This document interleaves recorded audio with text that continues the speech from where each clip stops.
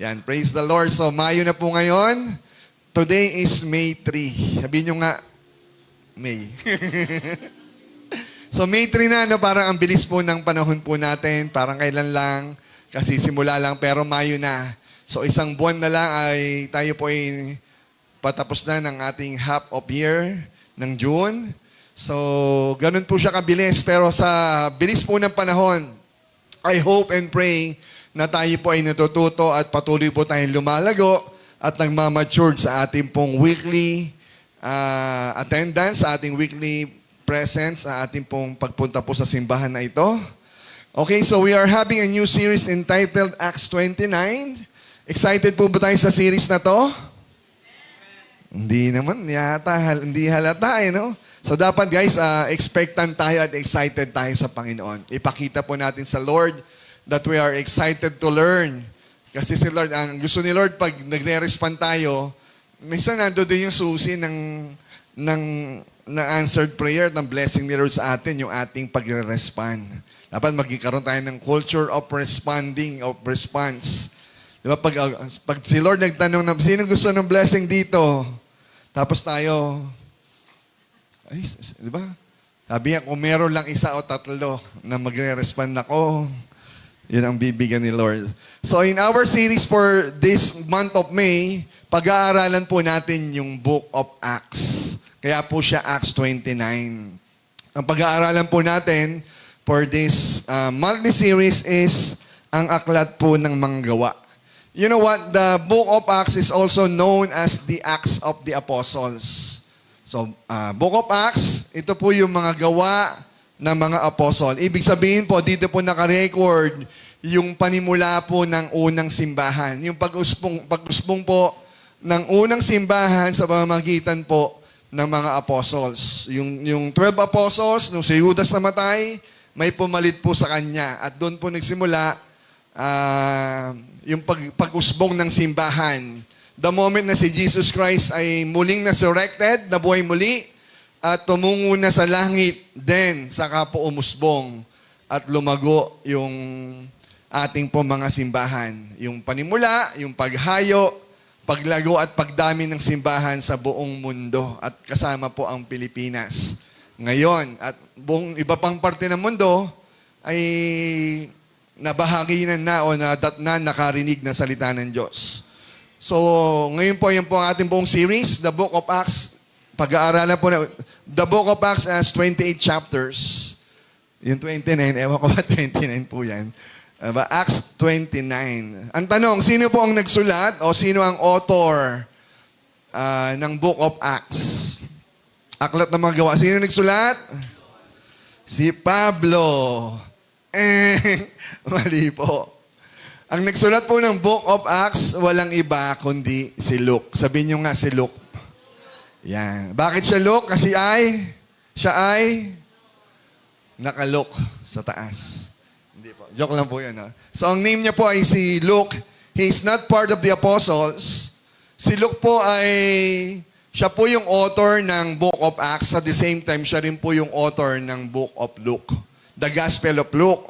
Si Luke po ay isang physician or siya po ay isang manggagamot o doktor. At siya rin po yung tanging Gentile. Pag sinabing Gentile, hindi po siya Hudyo, hindi po siya Hebrews. So, ibig sabihin, siya po ang tanging Gentile na nakapagsulat ng ilang bahagi po ng New Testament. Dalawa po na isulat niya, the Book of Acts and the Gospel of Luke. So, malinaw po yun.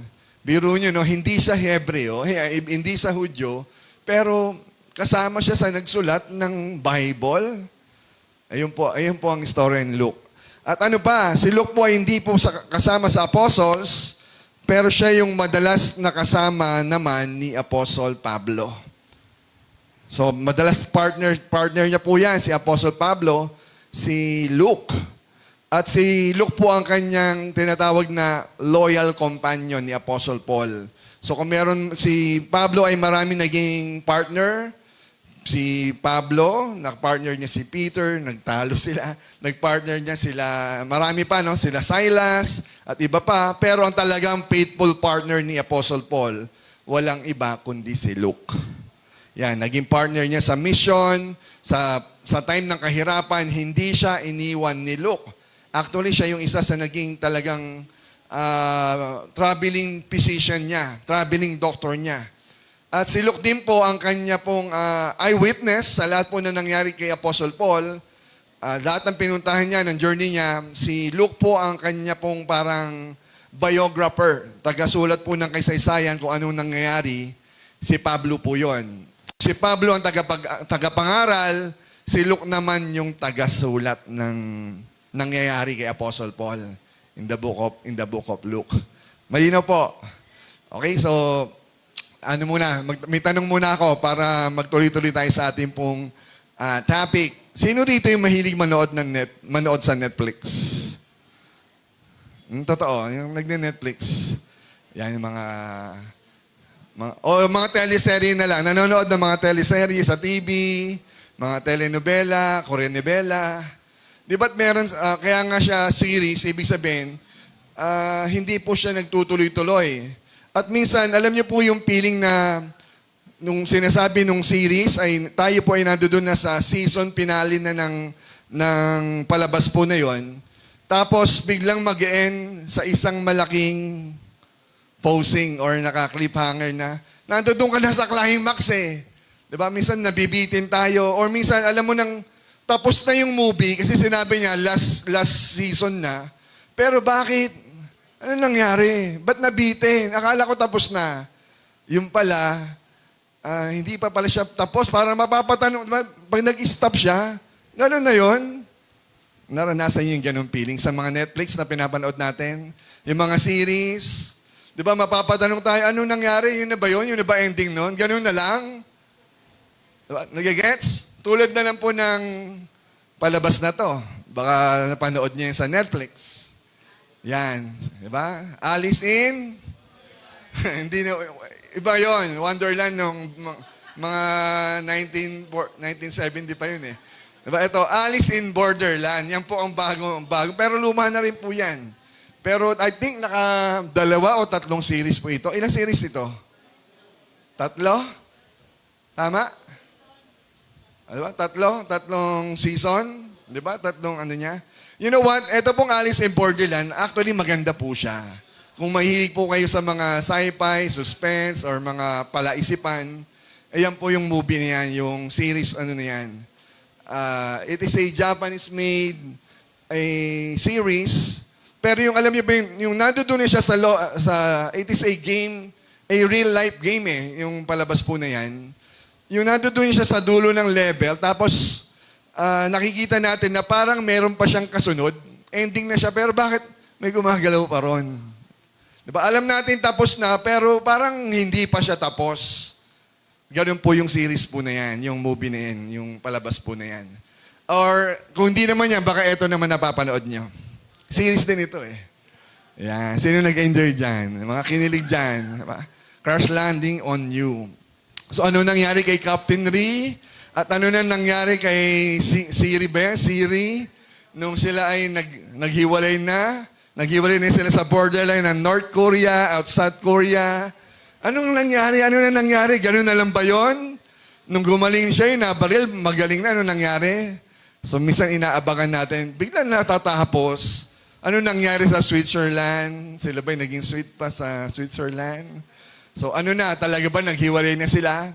So, yung mga ganun pong feeling, ay kaparehas po kapag tayo po ay nagbasa ng Book of Acts.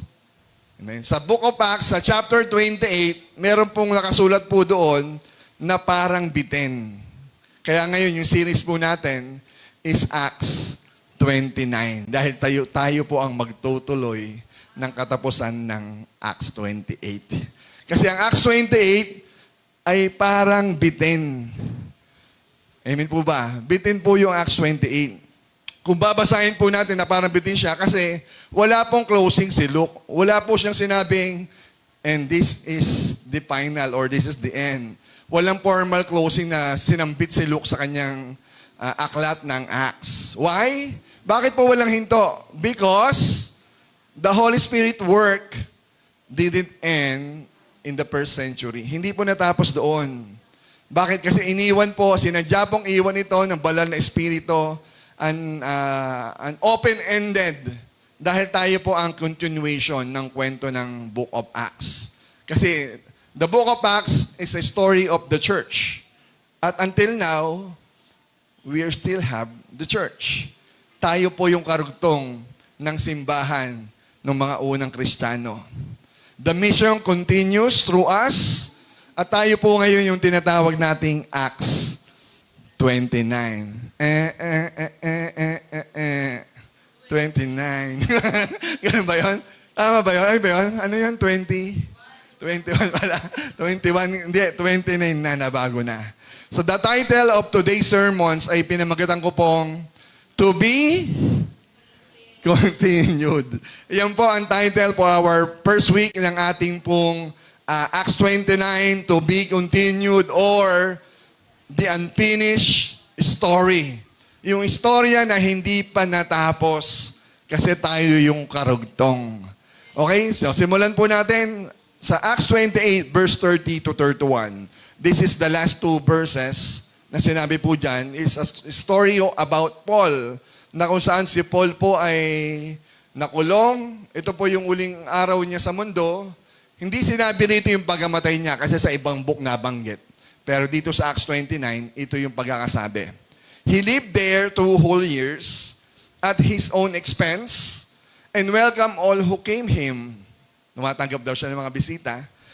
Still proclaiming the kingdom of God and teaching about the Lord Jesus Christ with all boldness and without hindrance. Tapos na. Ayun po ang sinabi ito. Yung nakalagay po ito.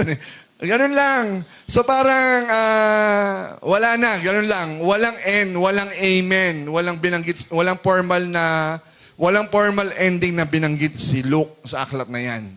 So bakit? Again, because the book of Acts was never meant to be a closed book.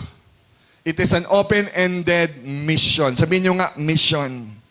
Yan. Kasi ang mission na yan, kasi Paul has a mission, pero yung mission, tayo pala ang magtutuloy.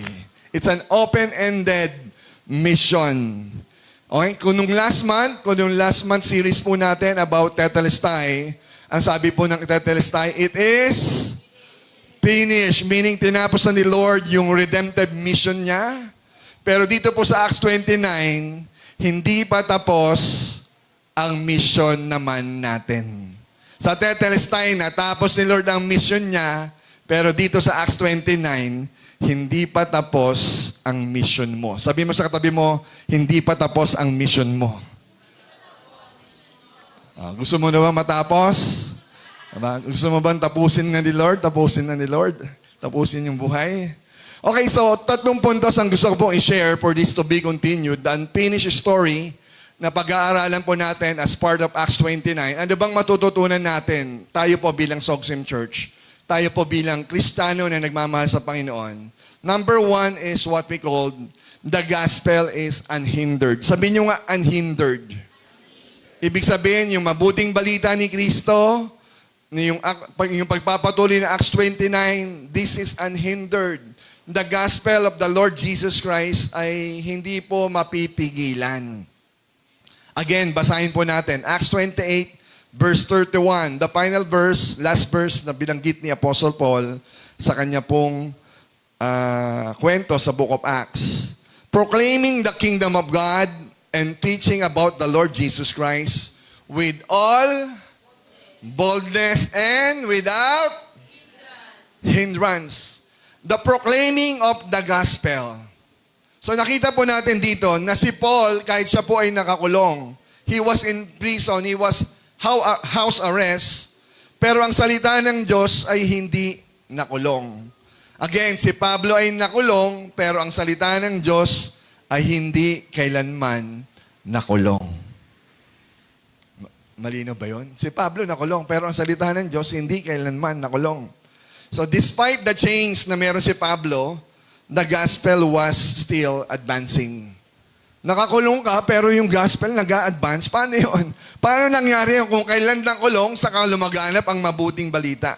You know what? Kailanman ay hindi pwedeng ikulong ang gospel. Kailanman ay hindi pwedeng supiin ang salita ng Diyos. If you remember, Yung history po natin, maraming beses in the Old Testament, pinasunog ang Bible eh. Pero nanatili yan, dumami pa yan. Noong time ni Hitler, ng German regime, pinasunog lahat ni Hitler yan. Pinapatay pa nga yung Jew sa Holocaust eh. Lahat ng Bible pinasunog.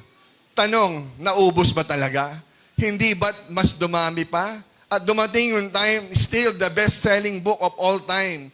This is still the Word of God. Ang daming translation sa iba't ibang parte ng mundo. Why? Because the gospel cannot be hindered. Hindi natin pwedeng supilin o pahintuin ang mabuting balita ng Diyos. Amen po ba? Kung dito sa Pilipinas, marami nang napakulong at ipinakulong. Pinatahimik dahil sa katotohanan. Diba? Kung nanonood tayo ng mga balita, pinakulong si ganito, pinakulong si ganyan, para manahimik. Pero you know what? Ang gospel ni Lord, hindi po natin yan mapapatahimik. It will be preached to hold the word, to hold the word. Lahat po yan ay darating. Yung mabuting balita ni Kristo, kahit anong pigil mo, darating yan sa buong mundo. Why? Because that was planned and ordained by God. Saka darating ang wakas. Saka darating yung katapusan ng sanlibutan. When the message of the gospel was preached to the whole world, saka darating yung ending. Hindi natin alam. You know what? Meron tayong internet. Yung gospel na ipipreach na sa buong mundo. Hanggat merong internet, yung gospel ni Lord pwede na mai-preach. Ang dami ng magagaling na preacher, ang dami ng mga vlog na nagpapakita kung sino si Kristo. Anytime, any moment, the word will come to an end. Christ will come, the final day of the Lord Jesus Christ. Hindi po mapipigilan ang gospel. The gospel, again, cannot be hindered or it is unhindered.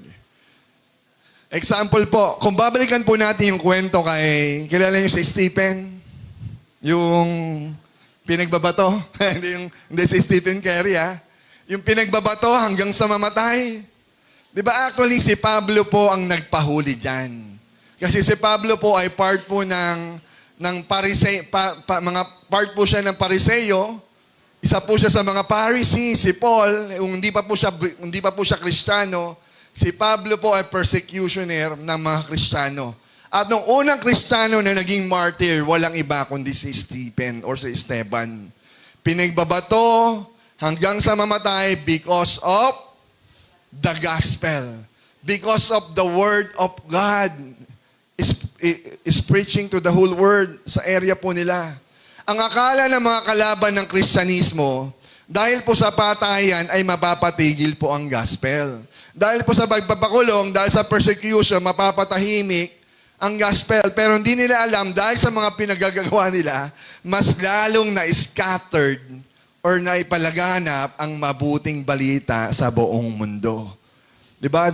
The born-again believers during that time was dispersed. Wala naman talagang plano magkahiwa-hiwala yun eh. Pero dahil sa persecution, kung saan sila nagpulasan, sa pagpulasan nila sa ibang nasyon, sa ibang bayan, doon lumaganap ang mabuting balita. Medyo mas lalong hindi napatigil. Naintindihan po ba? Because the gospel is unhindered. Hindi po natin mapipigilan po yan. Kahit anong lockdown po natin dyan, kakalat at kakalat ang mabuting balita. Sino pa? Naalala niyo si Paul? At sino kasama ni Paul? Sila. Marami sila. Silas. Si Paul at Silas. In Acts 16, ayan po yan, no? You know what?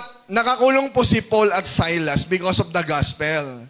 Pero ano nangyari? Nakakadena ang kanilang kamay at paa, pero ang kanilang boses ay malayang nakakaawit ng papuri sa Panginoon. Tayo ba minsan pinagbabawalan sa bahay natin?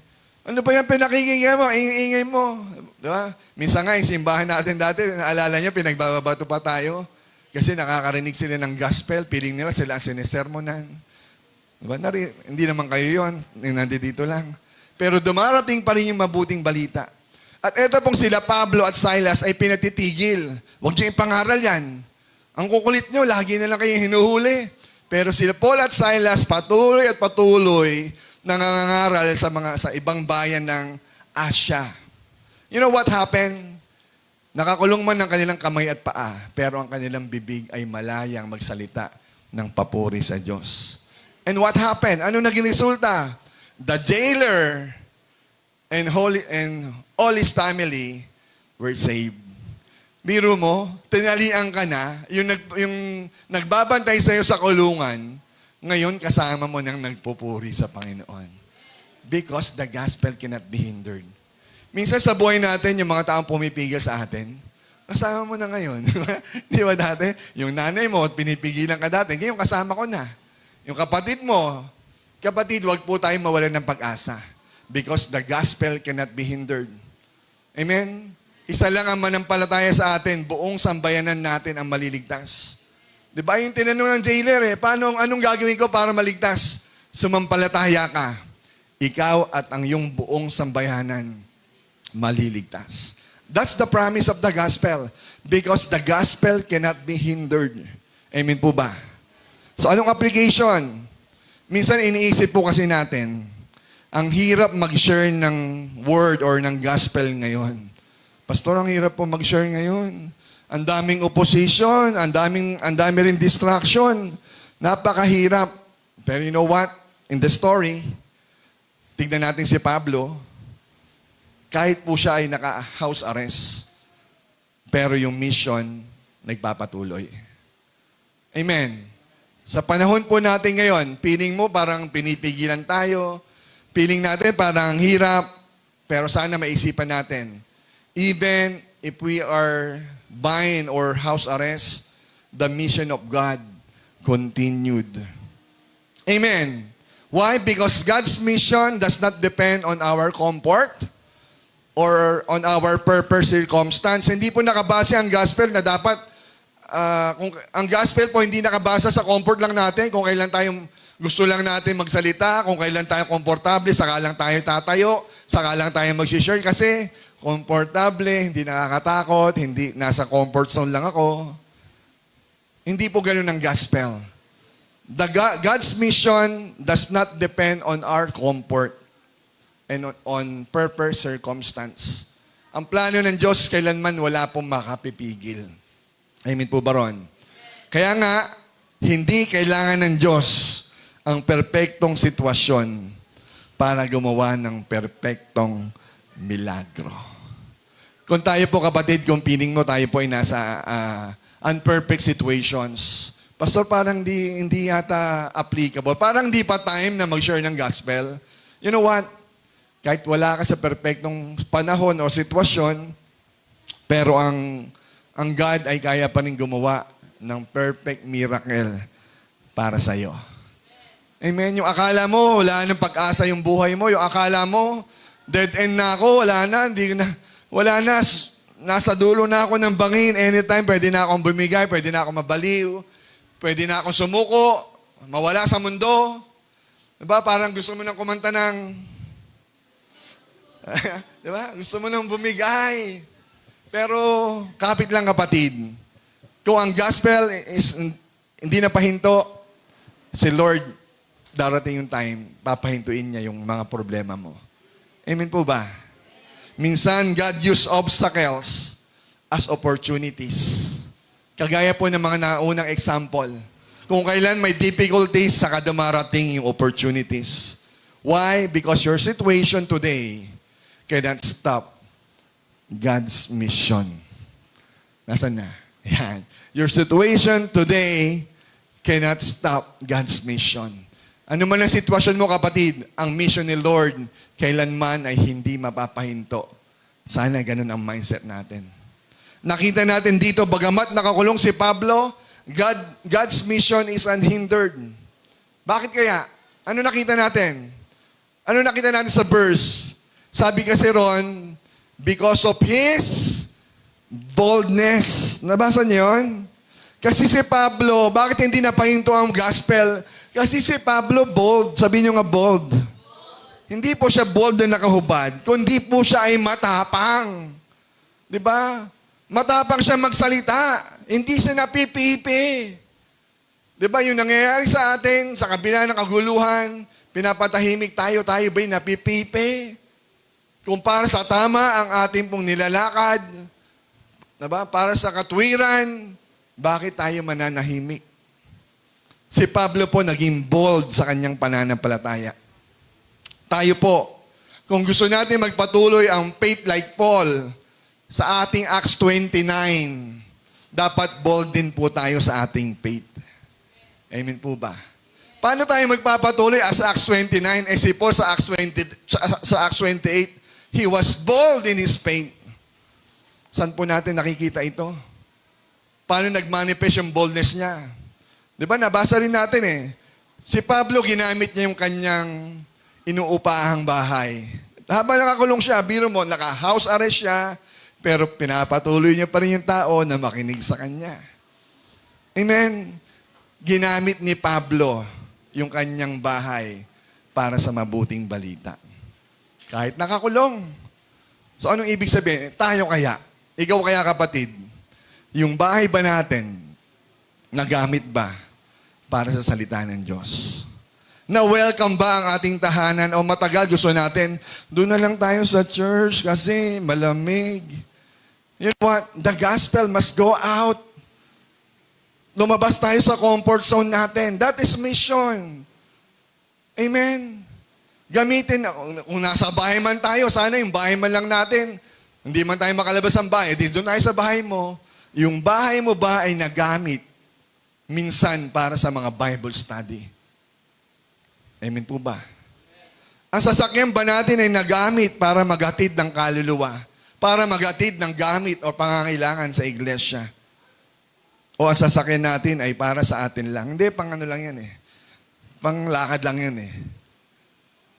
Si Pablo po, hindi po siya madamot. Bold na siya, hindi pa siya madamot. Kung gusto po natin magpatuloy ang Acts 29, gayahin po natin si Pablo. Ang pera ba natin ay para sa atin lang? Ganun ba ang mindset natin? O ang pera rin natin ay nagagamit din para sa misyon? Acts 29. Para magpatuloy ang misyon. Be like Paul. Ang social media ba natin, kapag may tumunog, sa atin ba yun? Diba? Ang social media ba natin, yung social account natin, o ang trabaho ba natin ay mission-centered or private zone? Again, ang social media mo ba, yung laman ba ng mga Facebook wall mo, ay puro mukha mo lang, o dumadating ba yung word of God dyan? Nagsishare pa ba tayo ng same message natin? Nagsishare pa ba tayo ng mga quotes ng ginagawa ng social media natin? O ang gusto lang natin, hindi, dapat sa akin lang ito. Private wall ko yan eh. Hindi po ganun si Pablo. Paul was bold. Sana dumating yung time, if we want to continue in Acts 29 faith, we must be bold in our faith. Hindi tayo mahihiya. Baka malaman ng katrabaho ko na nagsishare ako ng word of God, baka tuksin ako, ay, Christian, ay, born again. Paul was bold. Tayo ba? O baka puro ang pinupost natin, Bini, di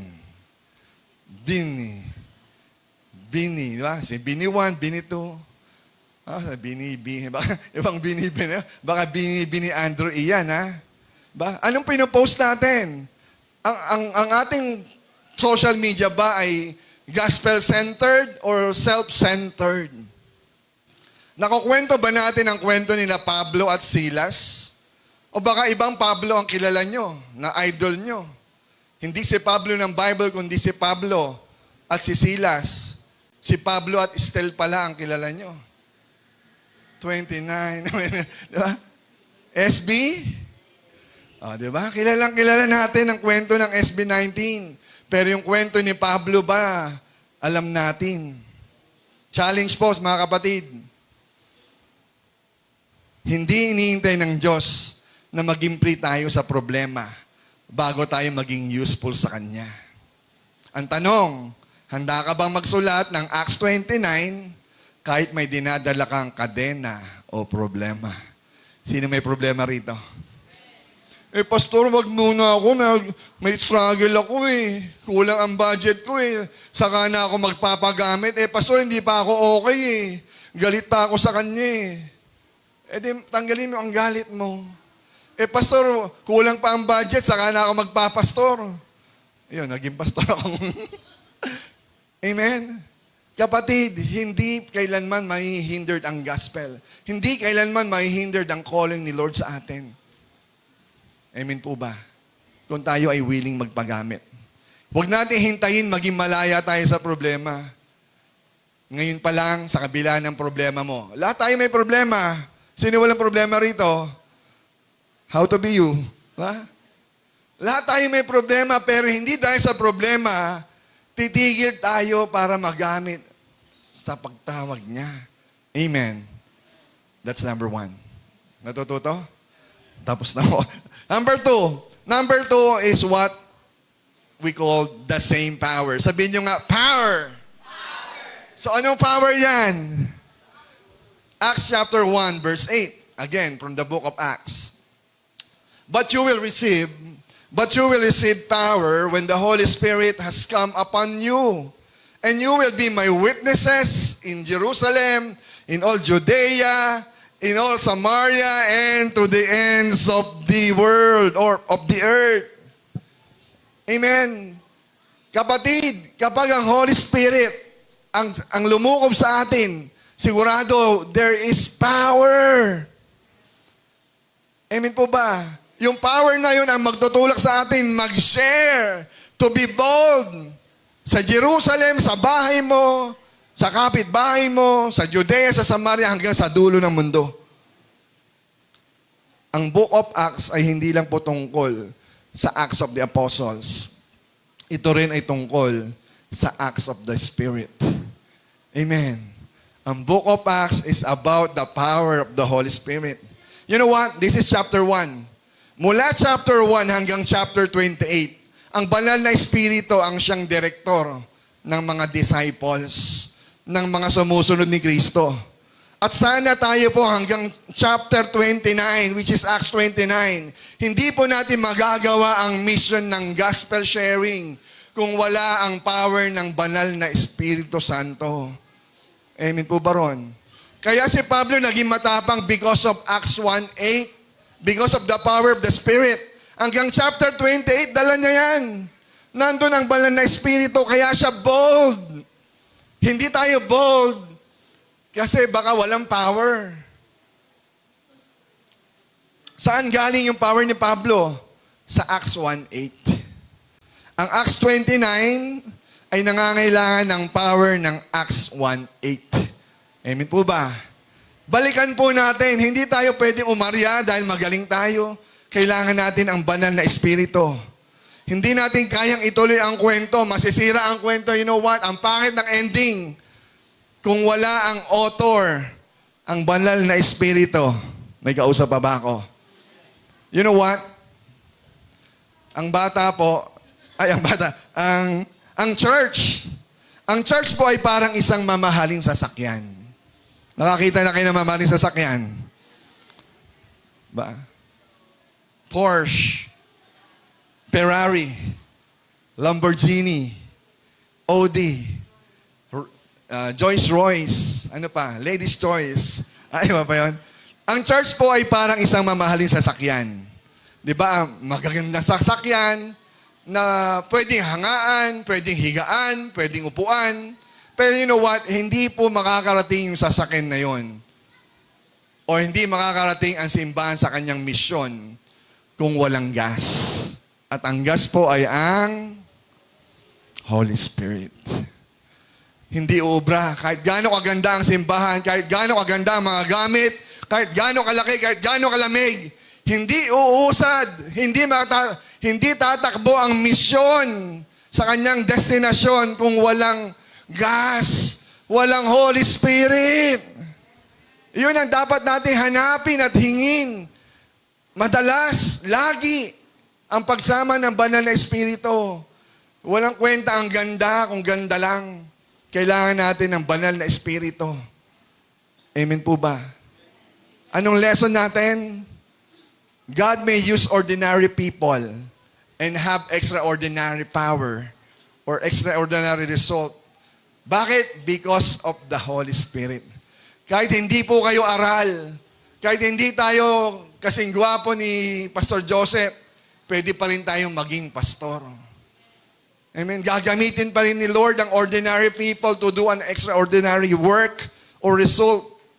Paano mangyayari yon? Hindi mo kaya. Pero kapag may banal na espiritu ka, nandoon yung tapang, nandoon yung anointing, nandoon yung gifts. May kausap ako. You know what? Sa totoo lang, ang matinding pagkilos ng Diyos, ang matinding pagkilos ng Diyos ay hindi po nakabase sa ating pinag-aralan o sa galing natin magsalita o sa dami ng alam natin sa Bible. You know what? The growth of the church is through our dependence to the Holy Spirit. Amen po ba? Kapatid, kanina nag-mentoring po ako rito sa mga leaders natin. Marami kami natutunan. Pero isama nyo to. Hindi ko bilanggit yan eh. Amen? Kahit ganda ng platform mo, ang ganda ng structure mo, ang ganda ng vision nyo, ang linaw. Diba? May mission pa kayo. Pero kung walang banal na espiritu, lahat ng pinag-usapan natin, what? Anong tawag doon? Lahat ng pinag-usapan natin ay drawing. Kapatid, hindi magmamanifest yun, hindi tawag dito, masasakatuparan yun kung walang pagtulong ng banal na espiritu.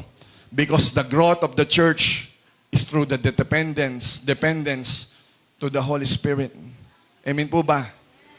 Sabi nga ni Zechariah 4 verse 6, hindi lahat nakukuha sa lakas, hindi lahat nakukuha sa power, but my spirit. Amen po ba? Hindi natin kailangan ng ganda, talino at galing. Sa totoo lang, ang pagbabago at paglago ng simbahan is through the power of the Holy Spirit, says the Lord. Not by might, not by power, but because of the Spirit of the Lord. Kapatid, ang nagbabago po ng buhay, hindi ikaw. Ang nagbabago ng buhay, hindi ang mentor mo. Minsan gagamitin siya, pero ang talagang nagbabago, ang may kapangyarihan, ang banal na espiritu na sana wag siyang mawala sa Acts 29. Amen po ba? Quote, God doesn't call the equip, but He equips the called through His power. Yan po ang totoo. Hindi po tinawag ng Diyos ang magagaling, kundi in-equip niya yung kanyang tinawag sa kanyang lakas, sa kanyang kapangyarihan. Amen po ba? Wala naman magaling dito eh. Yung ako po, hindi po ako magaling. Bulol nga po ako. Hanggang ngayon, bulol pa rin ako eh.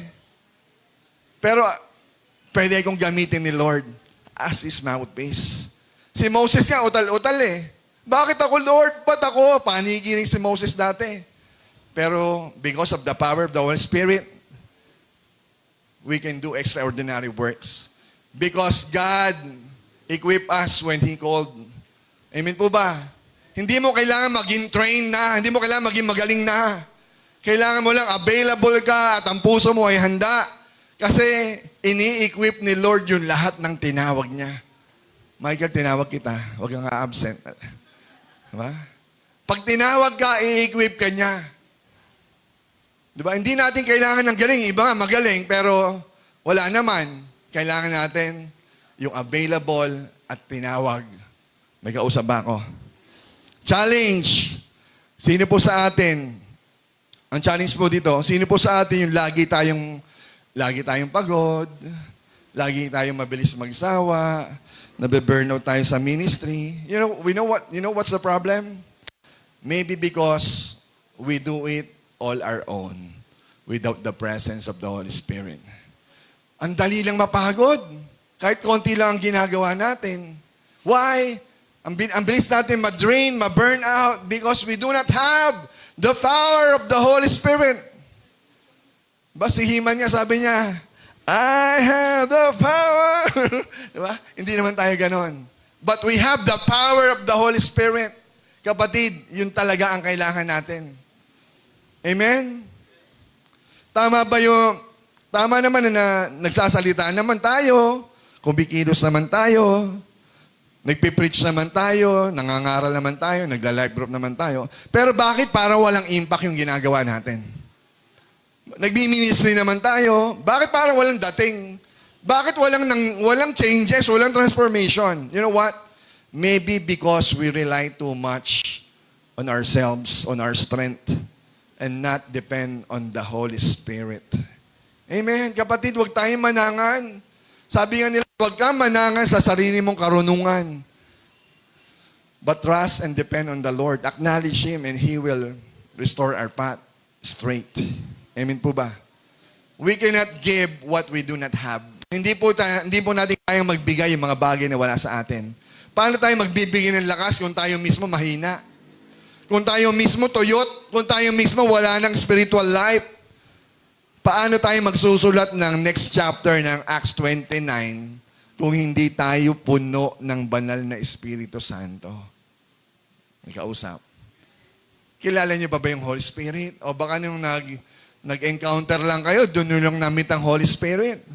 Kapatid, manalangin tayo, mag-worship po tayo, sumamba tayo. Mas doon po natin makikilala ang banal na Espiritu. May kausap po ba ako? Kailangan natin siyang maranasan araw-araw. Last and panghuli, ang bilis ko yata panghuli po is what we call the next chapter. Acts 29 is our next chapter.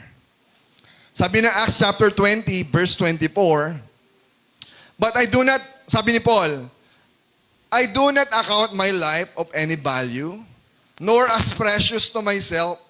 Yung buhay ko, hindi ko na binibigay importansya eh. If only I may finish my course and the ministry. Sabi nyo nga, finish. I may finish my course and the ministry that I received from the Lord Jesus.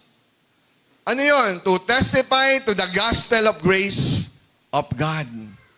Yan po ang mission ni Pablo. Minsan tayo, marami tayong pangarap, marami tayong plano, pero si Paul, matanda na ako eh. Hindi niya sinabi matanda na siya.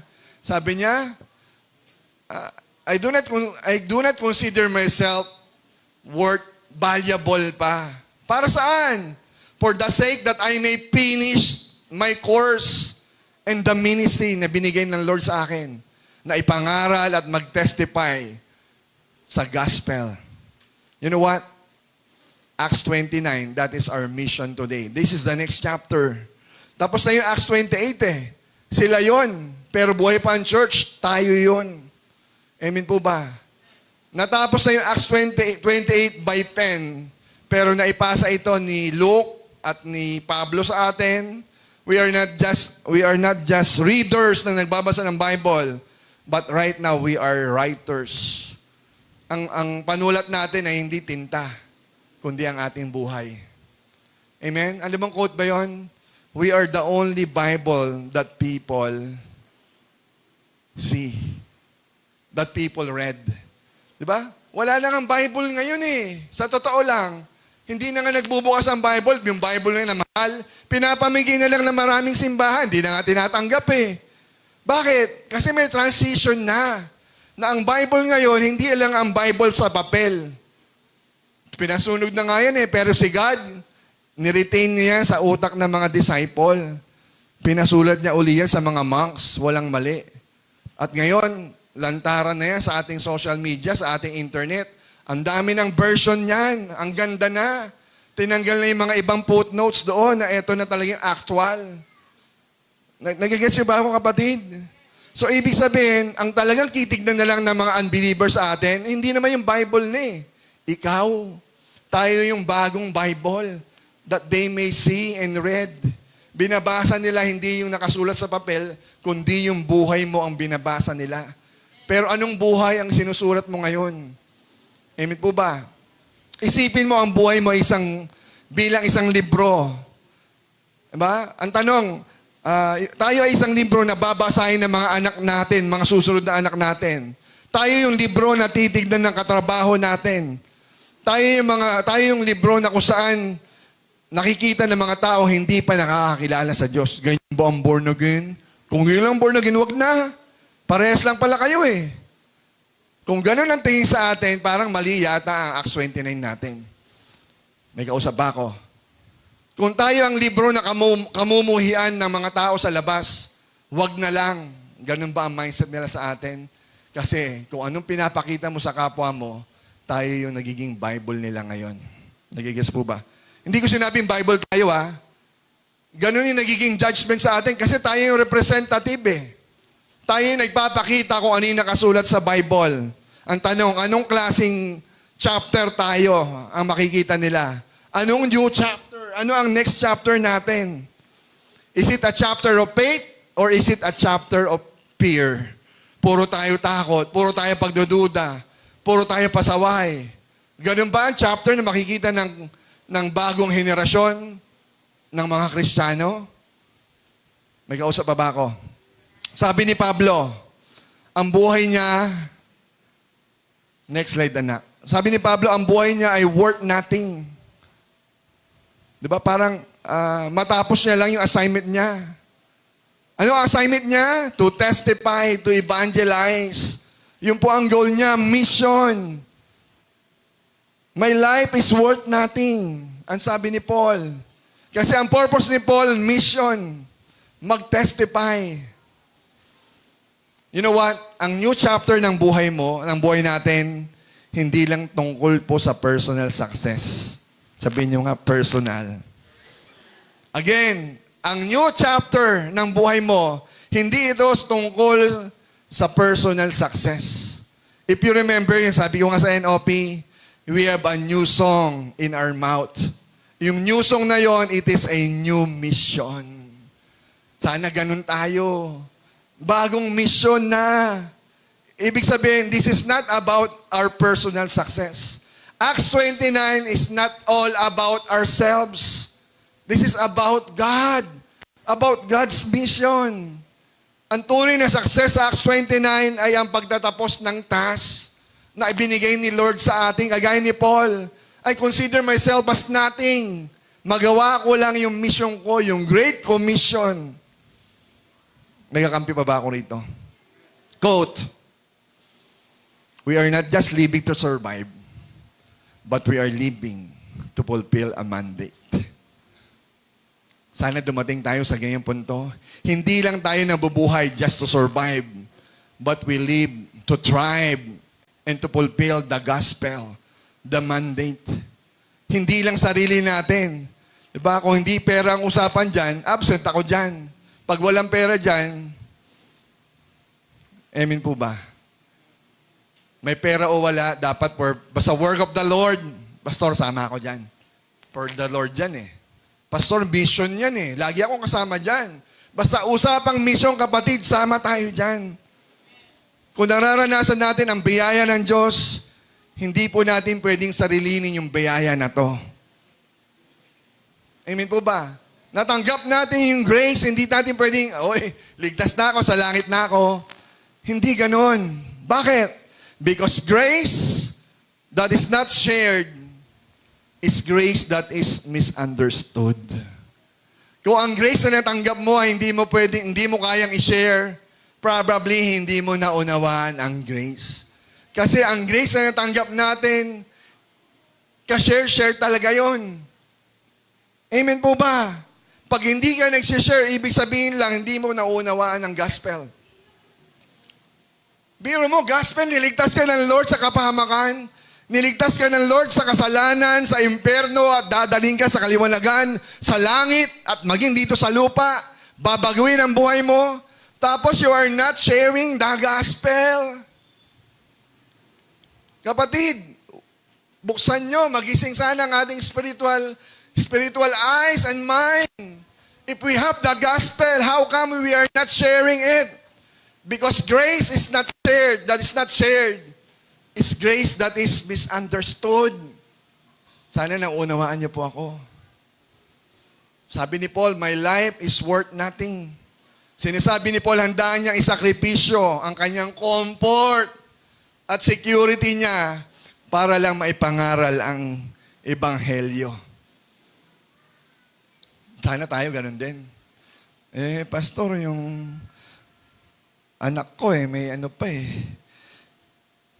Kailangan ko pang pumasok ng Sunday eh. Pastor, pas muna kasi may laro ako ngayon eh. Mahalaga yung game ko eh. Araw-araw may game ka. Diba? Kahit linggo, tuloy-tuloy. You know what? Ang hadlang sa mission ay madalas yung ating pong self-preservation. Sa totoo lang. Ang hadlang sa mission ni Lord, pero hindi na hadlang kay Pablo. He considered himself as nothing. Bakit naging hadlang ang preservation? Kasi takot tayong mapagod. Takot tayong pumunta ng maaga sa church. Ano ba yan? Mentoring, aga-aga, 6:30. Diba? Takot tayong mapahiya. Takot tayong maabala. Pero ang Acts 29, it is a selfless church. Do you get my point? Ang Acts 29 is not selfish, but it is selfless. Binibigay ni Pablo ang buhay niya for the sake of the gospel. Kapatid, ang tagal na natin sa iglesia. Let's move out. Kailan tayo maghihintay? Hindi ka binuhay ng Diyos para lang magtrabaho at magbayad ng bill sa Meralco at internet. Binuhay ka rin ni Lord para maging saksi ni Kristo. Hindi ni Jehovah na church. Amen po ba doon? Hindi tayo binuhay ni Lord para lang sa ating self-preservation. Binuhay tayo ni Lord para mag-witness, para mag-share, para mag-evangelize, mag-invite. Kung di pa natin kaya mag-evangelize, magpatotoo. Si Brother Bing, again, lagi ko example ito eh. Pastor, sabi niya, Pastor, ako medyo mahina ako sa, hindi ko kabisado yung mga verses eh. Pero kaya ko mag-share. Anong share? Kaya ko magpatotoo ng buhay ko. Kung ano ko dati at ano ko ngayon dahil kay Kristo. Ganun lang. Yung testimony mo, that is the gospel. You cannot share what you do not have. Kung meron ka Kristo, share mo si Kristo. Sino ba si Kristo? Ano ginawa ni Kristo sa'yo? May kausap pa ba ako? Ang misyon ay hindi extracurricular activities, kundi ito ang ating main subject. Sabihin nyo nga, main subject. Yan. Kapatid, main subject ito. Hindi ito, wala yan, extracurricular activities lang yan, hindi yan part ng academics, so hindi ko tututukan yan. Kapatid, ang gospel, ang mission, ang ating pong main subject. Tapos yun ang ina-absenan natin. May kausap pa ba ako? Amen po ba? Challenge. Samahan na po ako ng maganda.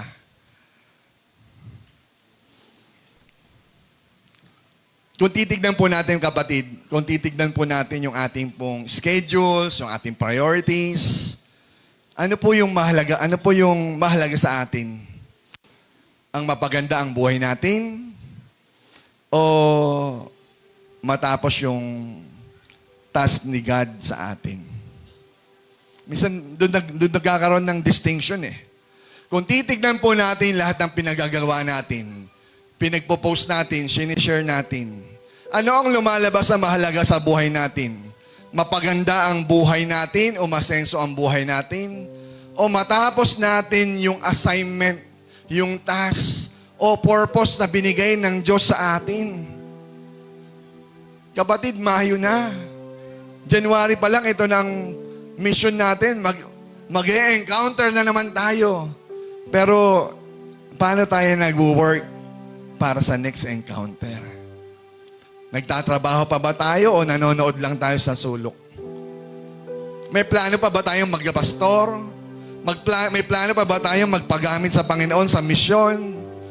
Balak pa ba natin tapusin yung Acts 29? O gusto na lang talaga natin manood sa gilid? Sila na lang. Kaya na nila yan.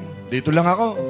Kapatid, we are not called to witness, but we are called by God to participate.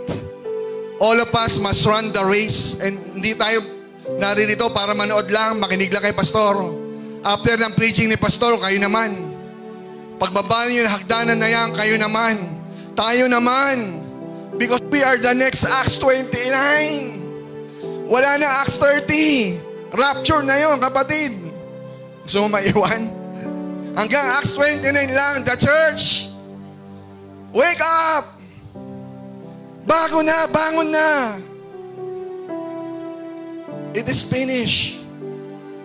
Pero ang misyon, hindi pa tapos, pero kailangan natin tapusin.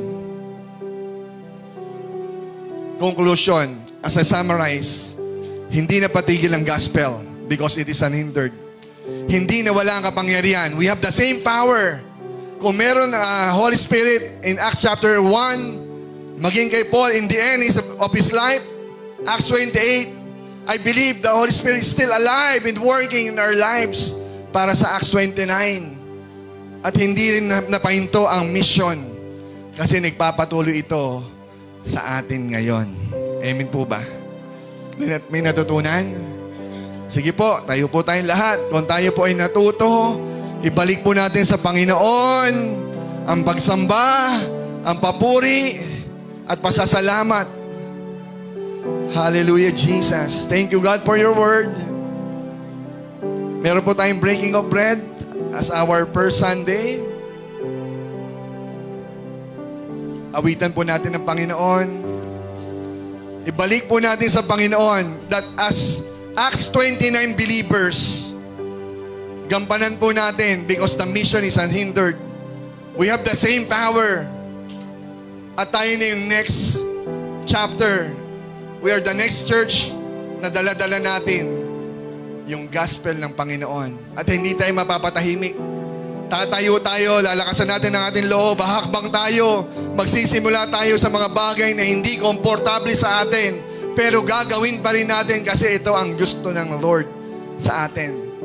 When God calls, He equips. Pero ang kailangan mong gawin, you must say yes. Sama ako dyan.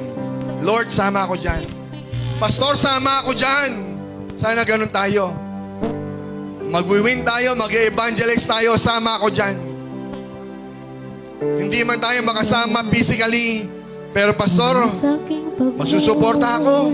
Di ako makapunta eh, magsusuporta ako. Magbibigay ako. Hallelujah, Jesus. Awitin ko ang kabutihan mo. Hallelujah. Tayo po'y manalangin. Panginoon, maraming salamat po, God. At hindi mo, Panginoon, hinayaan matapos ang kwento ng Acts 28. Lord, salamat dahil sinama mo kami, Lord, sa Acts 29. Magpapatuloy, God, ang misyon. Magpapatuloy ang banal na Espiritu. Magpapatuloy, Panginoon, ang gospel, Panginoon, sa aming buhay. Panginoon, right now, humingi kami ng tawad. Patawarin mo kami, Panginoon, kung minsan, madalas, naging tagapanood lang kami, naging spectator lang kami. Lord, forgive us. Panginoon, sa oras pong ito, tinatanggap po namin, God, yung challenge, yung hamon, Panginoon, bilang Acts 29, Panginoon, banal na Espiritu. Kailangan po namin, God, ng lakas na nanggagaling sa iyo. Lord, hindi namin kaya mag-evangelize, hindi namin kaya mag-mission sa sariling lakas lang namin. God, we ask God to fill us. Lord, to fill us with your Spirit. Lord, fill us with your power, with your love, with your strength. Panginoon, gamitin mo po, Lord, ang aming tahanan. Gamitin mo, Lord, Panginoon, ang aming sasakyan. Gamitin mo, God, ang aming kapangyarihan, ang aming trabaho. Maging ang aming social media, Panginoon, ang aming buong pamilya. Gamitin mo, God, para ipakilala si Jesus.